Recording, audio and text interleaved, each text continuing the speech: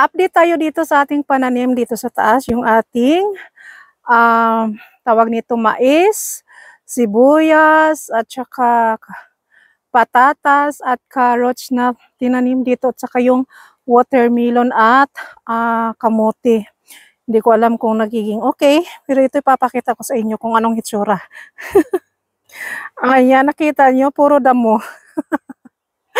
Yung tanim ko dito na leso ng watermelon, hindi nagtubo siya. Pero ayan siya, yung isang klaseng watermelon, ayan, nag-ano siya.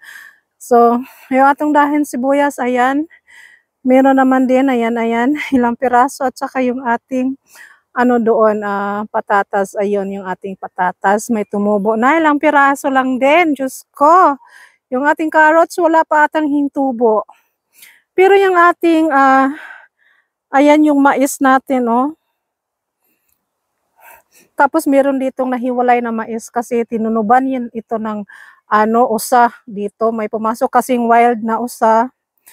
Pinagtutunuban kaya nilagyan ko ng ali dito. Kaluoy ginuuwa na siya himbalik og ngari. Ang ibutangan og ali. So ang gagawin ko ngayon ay magguna ako ngayon kasi hindi na makikita yung pananim ko. So, ayun, nakita nyo yung pananim ko dito sa aking likuran, no? Magguna ako ngayon, guys.